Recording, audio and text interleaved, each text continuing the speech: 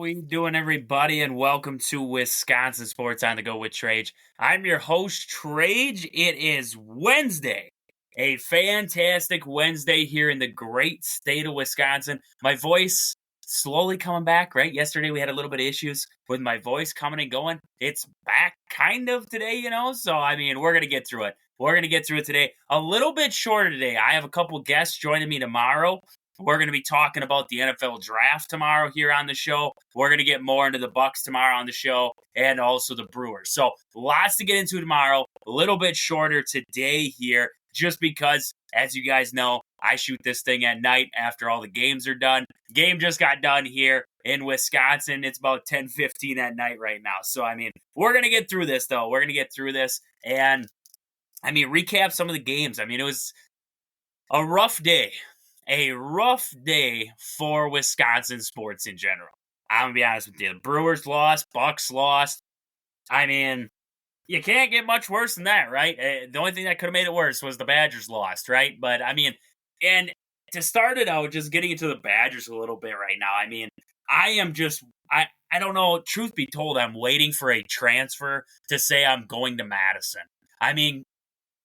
Right now, I don't even hear, I hear a whole bunch of names that the Badgers are looking at, right? And I get 1,000,001 of those across social media.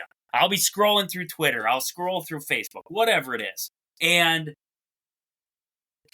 I get a ton of, oh, the Badgers are targeting this guy. Oh, the Badgers are targeting this guy. Great. Fantastic. They're targeting him. We're targeting Tyrese Hunter. He's heading off to, I can't remember where the heck Tyrese Hunter's heading right now. I can't remember off the top of my head. But Tyrese Hunter committed elsewhere. We just saw Frankie Fiddler. He's going to Michigan State. I saw Chucky Hepburn. I saw his projections. They have him projected for Louisville. Interesting. Louisville's actually throwing together a pretty good team right now. So, good for college basketball that Louisville's back on the rise because I always believed college basketball was better when Syracuse was good, when Louisville was good, college basketball was good. But that turns us back to the Badgers right now, right? People, and I see a lot of those out there. Oh, we're not worried, right? AJ Storr was this to us, and Connor Essegian was nothing, and Chucky Hepburn, all he did was dribble too much and did this and this wrong, and everybody else who left, they're just mid-major guys or whatever you want to say. Okay, you lost half the roster. You lost what? Connor Essegian, you lost Chucky, you've lost Tyler Wall, and AJ Storr. So that's 4 guys. That's 4 guys right there. You also lost a couple guys, Hurdle off your bench there, and Isaac Lindsley off the bench. So 6 guys, 6+ guys that I might have missed a guy in there, but you've now lost 6+ guys in the room now. So you have to replace that. Yeah, you have 2 guys coming in, Daniel Freitag, Jack Robinson. Whoop-de-doo, right? You got 2 guys. You're replacing a roster right now.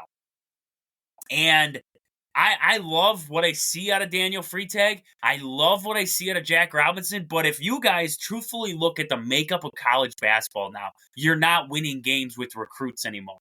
John Calipari is not winning games. Well, now he's gone from Kentucky, right? But he wasn't winning games with his recruits at Kentucky. That's just how it is now. You put together an experienced roster. That's the big benefit of the transfer portal, right? The big benefit. You can throw together these teams. Look at UConn.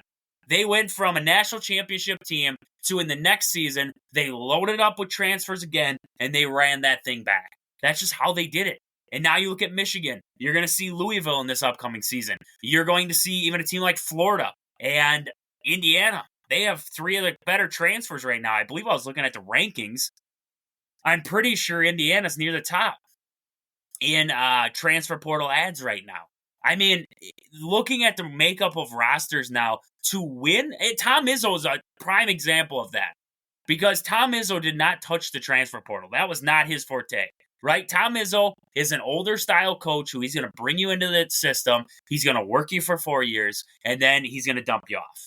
Then he's going to send you wherever you go. NBA, if you somehow get to the NBA, if you end up in a GE League, if you end up overseas, whatever it is, or you end up in the job force. That's how Tom Izzo worked.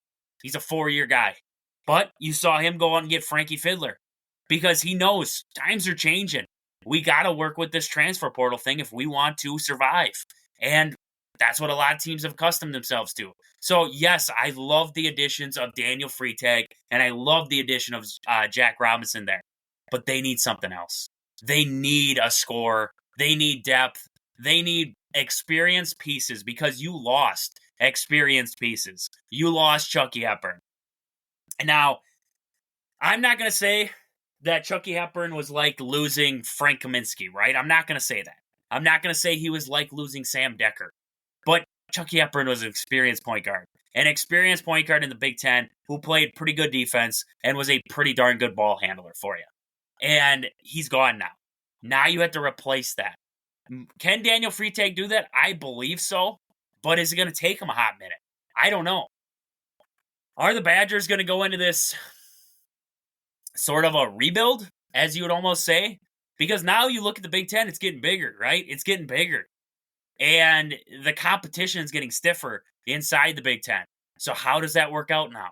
I mean, I am waiting right now. I am waiting for some news to come across my social media that says the Badgers have gotten blank and blank in the transfer portal.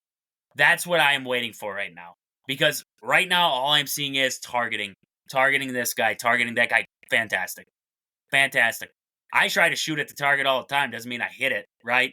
And that's where the Badgers are at. They're targeting a lot of guys, but they're missing wide right. They're missing wide left. Nothing there. So, I mean, that's just where I want to start for the day today was this Badger team. I mean, they are right now. This is going to be a big testament to what Greg Gard can do because he told us, and that's what I saw was that they've tripled the NIL money. So is money still the problem? If it is, then what the heck were we at before? Were we at $1? Now we have $3? Like what are we at? You know, can we afford that? Can we afford the Big Mac meal or are we stuck on the dollar menu? Like where are we at right now as a program? That's what we really need to hear. I didn't hear numbers. I don't know if there was a number out there. I just heard that they added 3 times the NIL money. Where is it? Because if it's all about money these days, and if that's what gets transfers in the door, then why can't we get them in the door? That's the biggest question. Does it come down to coaching? Are guys looking at Greg Gard and saying, I don't think I could play for that coach. I don't think he's going to put me over the edge to where I want to be. I don't know. I truthfully don't know. I don't want to sound like I don't think Greg Gard can do it, and I don't want to sound like here that I think Greg Gard can do it. What I'm saying is that I don't know. You know, what is the mindset of these players? I want to hear from Frankie Fiddler why Frankie Fiddler did not go to Wisconsin. Now, maybe because Chucky Hepburn left, but I believe that Fiddler, he knocked out Wisconsin in his top 4 before he announced. Like, this was a week before. Because Chucky Hepburn, he transferred. Like a week before, I believe it was almost a week before, we saw Frankie end up at Michigan State. So it leads me to believe that Chucky Hepburn knew he wasn't coming. And maybe that was it. Maybe that was it for Chucky to say, I'm out. I'm done. You can't get this guy. You can't get, one of these kind of guys. I'm out of here. I don't know. I truthfully do not know what the heck is going on behind the scenes in Madison right now. But man, oh man, they got to find something. They got to find something out there in the transfer portal right now because I shouldn't say it's getting late, but there's a lot of guys committing already. And the Badgers aren't in on them right now. So how deep into the barrel will this Badger team have to dig before they find a guy? Will it be a 5? Will it be a 4-star? Will it be a 3-star? Or will it be worse? Where are you looking in the transfer portal right now? I don't know. I truthfully don't know. I see a lot of names they're targeting. I don't see a lot of action coming into Madison right now. So hopefully we get some good news coming out of this Badger team coming up here in the upcoming weeks. Some good news in the transfer portal front there that the Badgers are finding somebody out there. But with that, before we move on here, before we get into the Brewers and the Bucks for the day here, I just want to mention a few of the sponsors of the show here quick. First, Game Day Supply in Onalaska. Do you have a sports club or team? Are you looking for some sweet custom uniforms or apparel? check out the awesome crew at Game Day Supply in Onalaska to help your team get the sweetest gear. Find them on Facebook on Game Day Supply or online at GameDaySupply.net. Also, your hometown team, Century 21 Gold Key Realty. Call Peggy, Sue, or Anna to find your dream home, or if you're looking to sell. Find them on Facebook at your hometown team, Century 21 Gold Key Realty, or stop in and see them at their location in Marshfield. Also, Sport and Spine Clinic in Greenwood, Wisconsin. If you've been injured recently, whether it's at work, whether it's on the basketball court, the baseball field, softball field, whatever it was, and you need some physical therapy, stop in there at Sport and Spine Clinic and see Chad. He'll get you right. He'll get you back to work, back on the court, back on the field, whatever it was. He'll get you back from it. Sport and Spine Clinic in Greenwood, Wisconsin. But with that, I want to get into the Brewers here. The Brewers did drop game 2 of that series last night, and it wasn't due to the pitching. It wasn't due to the pitching. Right now, the Brewers' offense is going a little bit stagnant. It's going a little bit cold on us right now, and it ain't looking too hot. I mean, you look at Brewers pitching last night. Tobias Myers made his major league debut, and he looked good. I mean, outside of the first pitch of the game that he threw to McCutchen, that McCutchen put into the seats for a solo shot to lead off the game, I'm telling you what, today, in the game against the Pirates, I would not be opposed to them intentionally walking Andrew McCutchen because he's went back-to-back days with a leadoff home run there on Monday and Tuesday. So I'm done with pitching to him to start the game here. If he plays, you intentionally walk him. I'll put a guy on to start the game there. But Tobias Myers looks good. I mean, he looks good. The fastball, I mean, everybody was talking about his fastball coming up. The off-speed stuff for Tobias Myers was working in this one. And there was a lot of at-bats where they got extended. You know, he wasn't like he was over the top, overpowering guys, but he did what he had to do to get out of innings. And that's what we wanted. That's what we talked about yesterday here on the show. We need inning eaters right now in Milwaukee. And Tobias Myers, if, it's one start. There's a lot of people out there on social media who are freaking out and they're like, well, yay, now we have 4 starters, blah, blah. I get it. I mean, I'm hoping for the best out of Tobias Myers. I loved what I saw. What I'm saying is that pump the brakes. We got to see what he does in his next appearance, right? Pump the brakes off. We've seen guys come out for fantastic. It's like Joe Ross, right? Joe Ross has pitched fantastic for this Brewers team so far. Better than what was expected out of Joe Ross. But it's just one of those things where you got to pump the brakes with it. Pump the brakes because we've seen the flip side, right? We've seen where it can get ugly. So pump the brakes back. Let's see it in the next outing. But what I saw in his first outing, now that's not to take away what I saw in his first outing. What I saw in his first outing, this guy went 5 innings of 4-hit baseball, 1 earned run, 1 walk, 4 strikeouts, that 1 home run given up. It was a solid day. A great day for Tobias Myers. A great day. You just wish the offense could have backed him up a little bit there because the dude's going to move to 0-1 on in his first major league start. He's going to get the loss, and he only gave up 1 run in that appearance. He pitched great for this Brewers team, exactly what they needed. The offense just couldn't get it going in this one. So I'm not taking away from what Tobias Myers did in this game. I'm hoping that he can be a everyday starter for the Brewers. What I'm saying is that I'm still not opposed to adding depth to this team. I'm really not. I love what I saw to Tobias, but I really think the Brewers could still use some veteran depth. So Tobias goes 5 of 4-hit, 1-run baseball there. Then came in Koenig there. Koenig pitched solid. I mean, he did not pitch bad at all. He gave up a run, but he pitched solid in those 2 innings of relief there.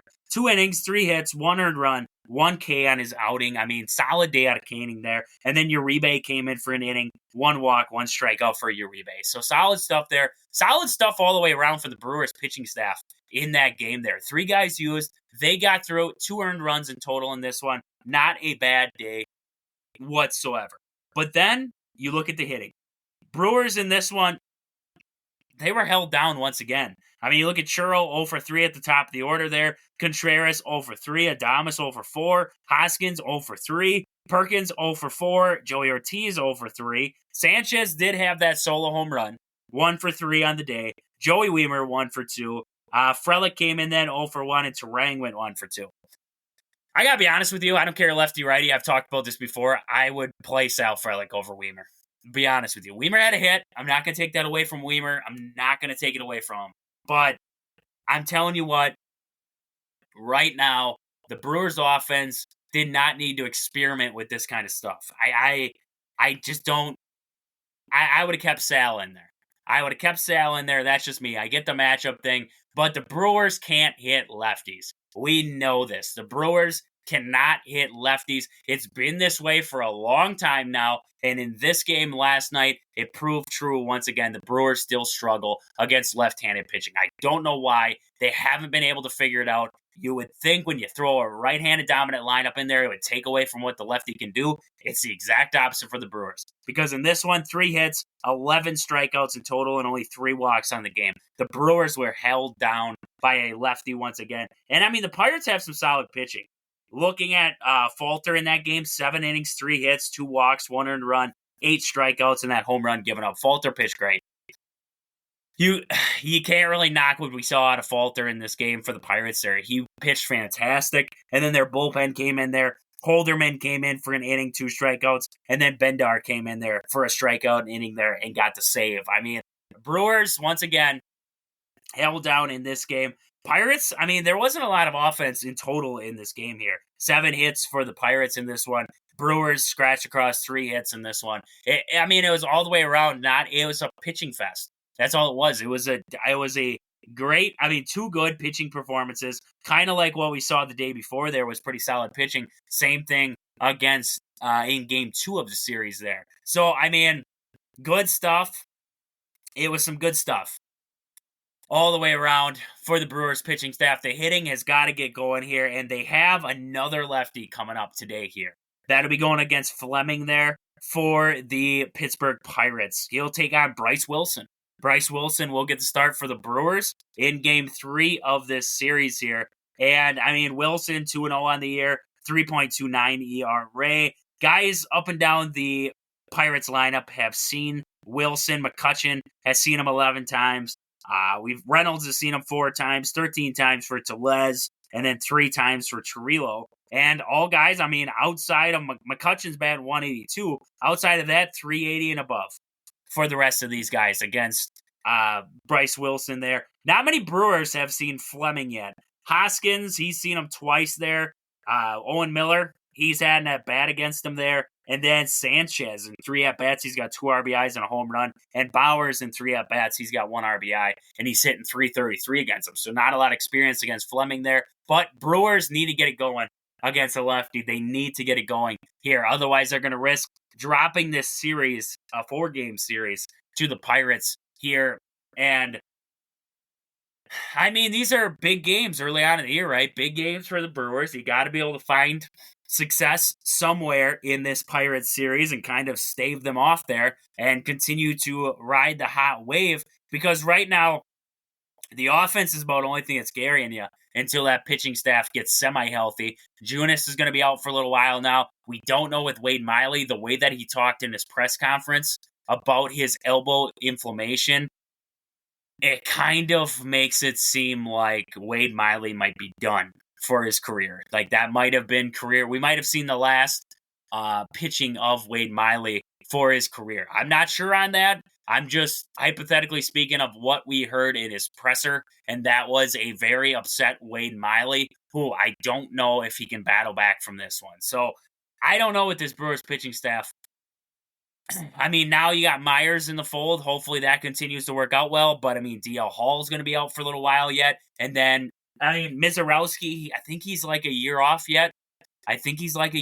Gasser, hopefully he gets back pretty soon, and we could see maybe a guy like Robert Gasser work his way up. I don't know on Carlos F. Rodriguez if he's going to be ready to go anytime soon here, just simply because he hasn't had a lot of time at the AAA level. I was just trying to find his pitching stats as of right now. He is sitting at 0-4 with an 8.34 ERA. So right now, Carlos F. Rodriguez is probably not the best option to be bringing up to the big league level at the moment.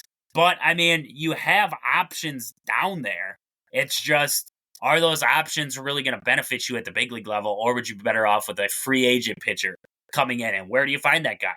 There's a couple guys out there, but will they benefit your club? I don't know. That's the $1 million question right now. So Brewers trying to win Game 3 of the series. That'll be a 5:40 start for that one, coming to you on Bally Sports Wisconsin, also on WTMJ 620 and the Brewers Radio Network. Wherever you get the Brewers, you'll be able to check them out there. So good stuff there. Brewers, Pirates coming up from PNC Park there in Pittsburgh. But with that, I want to get to a couple more of our sponsors here quick before we move on. First, we got Marshfield Motor Speedways, located just 3 miles outside of Marshfield on County Road H. You got to get down to the track this summer here. Tons of family fun for all ages. Great food, great drinks, great racing. That's all you need. That's all you need on a fantastic summer day. So get down there to the track, find the schedule there on Facebook, just search Marshfield Motor Speedways, or also find it online, just search Marshfield Motor Speedways, work your way around the page there, get to the schedule, and see what they have coming up. So good stuff there from Marshfield Motor Speedways. Also, Sports Scene, Sports Cards, and Memorabilia, located in the Marshfield Mall in Marshfield, Wisconsin. Get in there and see Al. He has everything you need, from sporting cards to memorabilia to jerseys, model stock cars. He's got it all. Sports Scene in Marshfield, Wisconsin, and also Pittsville Farm and Home Center. At the store, they serve you anything from hydraulic hoses to red roses. Stop in and see the awesome crew at Pittsville Farm and Home Center in Pittsville, Wisconsin. But with that, we got to get into the Bucks. Bucks take the 125-108 loss there in Game 2 of the series last night. And the Bucks, they just couldn't stop the Pacers. The Bucks would put a run on. They got it down to 2 or 3 there in the third quarter. And then it just seemed like right after that, the Pacers went up 20. Like, just as the Bucks had this, like, little glimpse of hope, it was gone. It was gone once again, that South Park episode, right, where they put it in the bank and he's like, and it's gone, and it's gone. I mean, that's just where it was at for the Bucks in this one. Bucks were just not able to weather the storm that was the hot shooting of the Indiana Pacers in this game here. Pacers, outscored the Bucks every quarter of this game here. And the Bucks played a good third quarter, right? They allowed 32 points, but they scored 28 themselves. So it's not like they had a down quarter. They just could not keep up with the Pacers in this one. So in this game here, we saw Siakam go for 37 for the Pacers. Miles Turner had 22. Nembhard had 20. Halliburton had 12. And Nesmith had 11 for him. Off the bench there, Toppin had 9. And then 6 and 8 for McConnell and Shepard alike there. So Pacers score it well in this game here. For the Bucks, we saw Bobby go for 14, Middleton with 15 in this one, Brook Lopez with 22, Pat Bev gave 5, and then we saw Damian Lillard go for 34 points once again. Off the bench there, Crowder, 2 points, 5 for Connaughton, Beasley added 4, 5 for A.J. Green, and 2 for Andre Jackson Jr. in this game here. Bucks shot it 40% from downtown in this game here, 13 for 32. That was compared to 44% for the Pacers, 16 for 36 in this game here. But the big difference maker from the floor, the Pacers shot 50 for 90 from the floor in this one. The Bucks shot 38 for 86, 44% compared to 55% for the Pacers in this one. At the free throw line, Bucks got there 21 times. It's a big thing that kept the Bucks in this game here. 19 for 21 from the free throw line compared to 9 for 14 from the Pacers in this one. Rebounding, Bucks were out-rebounded by 5 in this game here. Offensive glass, the Bucks did out-rebound the Pacers on the offensive end. They had 8 offensive rebounds in this game compared to 7 for the Pacers in this one. Total assists, though, 38 for the Pacers. They were hitting shots. That's about all you can say. They found wide-open shooters. They found guys cutting down the lane, and the Bucks were just not, couple of transition buckets here, couple of transition buckets there, and the Bucks just weren't able to keep pace with this Pacers team in this one. I was looking at fast break points there, 14 fast break points for the Pacers. But it seemed like a lot more. They got themselves out in transition, got the Bucks in awkward shifts, and that's what they took advantage of it there. So speeding up the Bucks was definitely in the favor of this Pacers team. Outscoring the Bucks in the paint, 52-36 in this game here. That was another killer to this Bucks team. Other notable stats, turnovers, not really a big problem for the Bucks in this one. 6 blocks, though, for the Pacers in this game and 3 steals.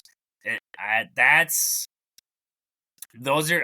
named off a bunch of big killers in there here. Fast break points, they held them down kind of in that first game there. Second game, they get in double digits again in fast break points, but it seemed like there was a lot more fast break points than that in this game here. I know they're talking transition buckets there, but there was a lot of, like I said, moments in this game where the Bucks got into all out of sorts on the defensive end because of what the Pacers were doing with momentum. So that was definitely a big swing in this game here.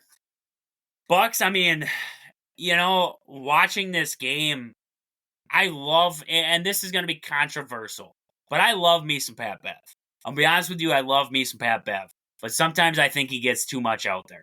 I'm going to be honest with you. Because in this one, the Bucks defensively weren't really doing anything.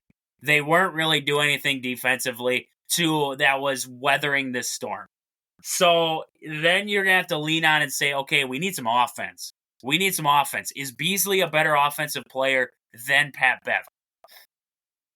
Probably, right? Better shooter than what Pat Bev is. So I know I get to those points where it's like, okay, Pat Bev brings this different tenacity to this Bucks team, but the tenacity wasn't there. I mean, it's not like they were getting stops on defense. It's not like they were slowing down this Pacers team. Yes, Pat Bev did help with Halliburton, but at some point, you're going to have to sacrifice some defense for some offense because the rest of your defense was not playing well. So you had to sacrifice in one sense, and I think that was where you had to do it in this one putting your offense out there. Putting your offense out there and letting it run. Because when you have the likes of, when Pat Bev is the guy running the point and he's got to make the decisions for your team because Dame can't get the ball, you run into issues.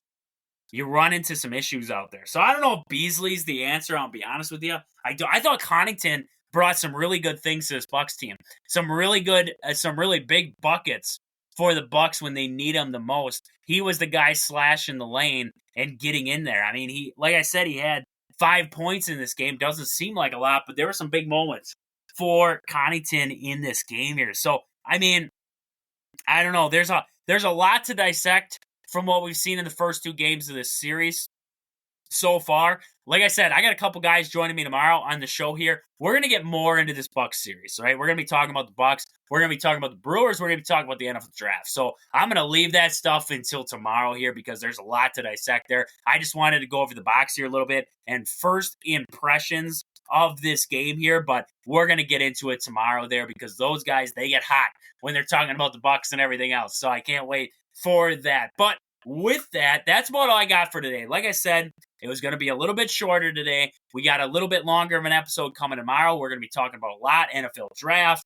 Bucks, Brewers. We got to talk about it all tomorrow. So lots to talk about tomorrow. But with that, this has been Wisconsin Sports on the Go with Trage. Thank you guys for listening. We'll catch you guys back here tomorrow. But until then, deuces.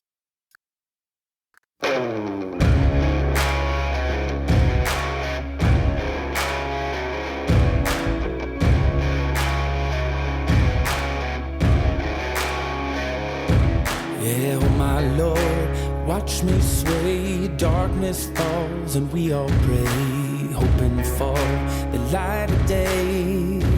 Down to the river, I have held the devil's hand, felt the weight of my own sin, burdened by the heart of man. Down to the